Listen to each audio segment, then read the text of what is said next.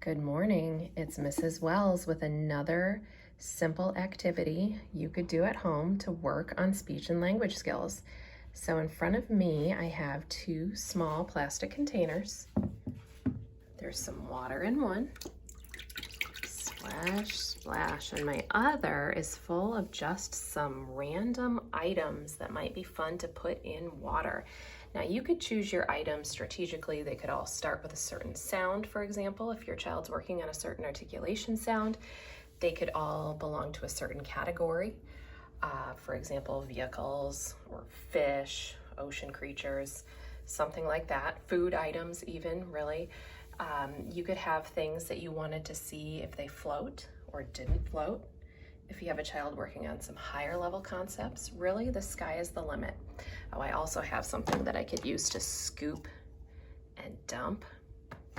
Okay, then I have a blender pitcher full of some soapy water. And one little tip is if you want to add some bubbles to this kind of project, you can add some water and a squirt of dish soap to your blender, and it results in some really soapy, awesome bubbles. So you can add that to this fun. So just let your child add things to the water, spread out a towel on the floor if you feel like keeping things dry, or just wait and clean up the mess later. That's usually what I tend to do.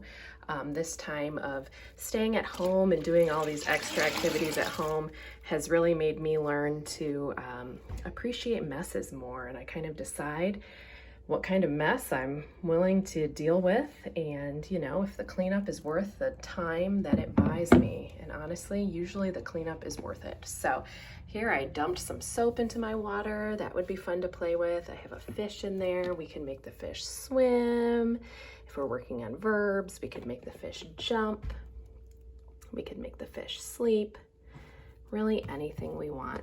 We could work on requesting. I can hold all of these objects back, and maybe my child wants another one.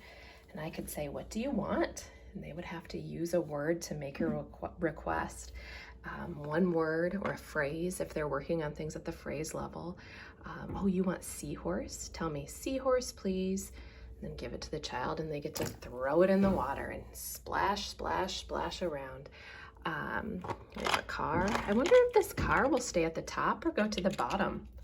Will it float or will it sink? Let's find out. Oh, I see it's kind of staying at the top there. It is floating. What else do we have? Oh, I have a ball. Do you think that ball will float at the top or sink to the bottom? Oh. It is definitely floating. It's staying at the top. I have a bug. We could put that creepy crawly bug in. I could grab this scoop and I can scoop the water and dump the water. And of course, while you're doing this, it's inevitable that some will end up on the floor, and that is fine. I have a whale. Here's a little whale. I could put the whale in. Oh, he went to the bottom. He's down at the bottom somewhere. I wonder if we can see him if I do this. Yeah, there he is, down at the bottom. He is at the bottom. He's sunk.